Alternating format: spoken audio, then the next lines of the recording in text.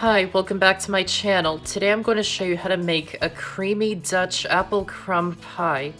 It's a homemade apple pie with cream added and topped with a crunchy crumb topping. This may be the best apple pie you'll ever have. Let's get started. First, you'll need a pie crust. I recently posted a video showing how to make pie crust, and I'll link to it in the description box. Keep the crust in the fridge until you're ready to add the filling to it. Once the crust is ready, preheat the oven to 450 degrees.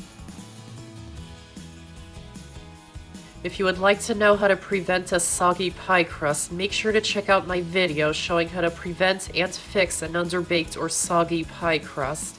I'll link to that video in the description box as well. In this case, I'm using the hot sheet pan method. To make the crumb topping, in a large bowl, add in the flour, sugar,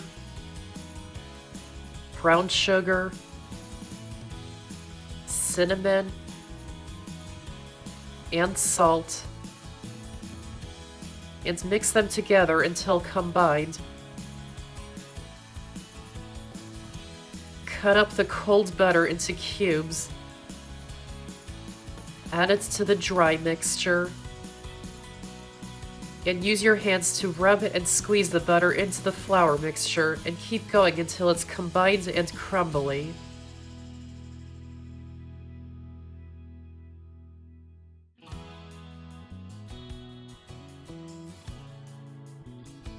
Set the crumb topping aside for now. For the apple filling, you can use any apples you like, just make sure they're good for baking, as some apples can turn to mush once baked. I'm using some Honey Crisp apples for a sweet and rich flavor, and some Granny Smith for a bit of tartness as well. Wash the apples, dry them off, then peel, core, and slice them. Add them into a large bowl. Squeeze in some lemon juice to keep them from browning. And toss them to coat them in the lemon juice. I'm doing one apple at a time so they don't turn brown while I'm cutting up the rest of the apples.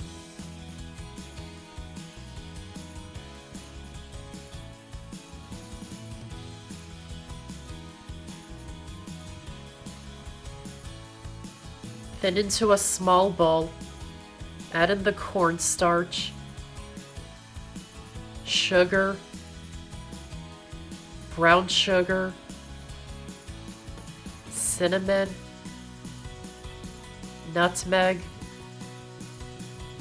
and salt, and mix them until combined.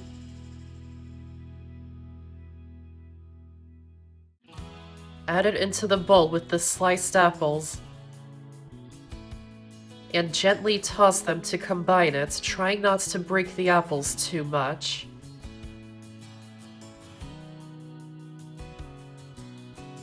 Lay the sliced apples into the pie crust curved side facing out and overlap them going all the way around. And keep going until all the slices are in the pan. It will look like a lot, but this pie will shrink down as it bakes, so it needs all of them.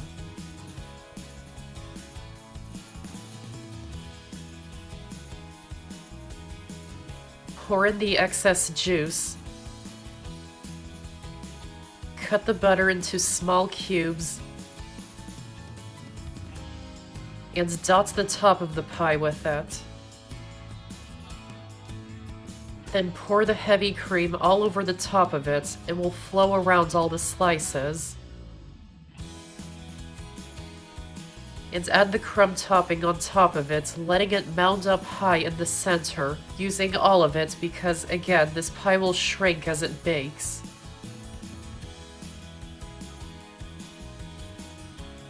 Then bake it in the oven for 10 minutes. Always bake the pie on a sheet pan to catch drips. After 10 minutes, turn the oven temperature down to 350 degrees and bake it for another 50 to 60 minutes. It may need longer, I'll show you what you're looking for later on. Check on it after 35 minutes. If the top is getting too dark, cover the top with aluminum foil and that will stop it from browning any further. To know if it's ready, you not only need the top to be browned and the filling to be bubbly, but the filling has to bubble for at least 6 to 10 minutes. That's to make sure the apples are well cooked and soft and the juices have thickened nicely. So what you need to do is insert a toothpick inside of it. It doesn't have to be in the center. If you have to push through with a lot of force, the apples are still raw. If that's the case, make sure to gently twist the toothpick out because you don't want to mess up the pie. If you have to push it down with some force, then the apples are partially cooked or al dente. If you can push it down with very little or no force, the apples are fully cooked, tender, and soft, and that's when you can take it out of the oven. So test it with a toothpick, and if it's not ready, bake it for another 6 to 8 minutes and test it again until it's done. I ended up baking mine for an hour and 10 minutes. So when it's ready, take it out of the oven and let it cool. And you can serve it still warm if you like, so just cut out a slice and serve. And that's how to make a creamy Dutch apple pie. I hope you enjoyed this video, and if you did, give this video a like and check out my channel for many more videos and subscribe to my channel for more to come. Thanks for watching and I'll see you next time.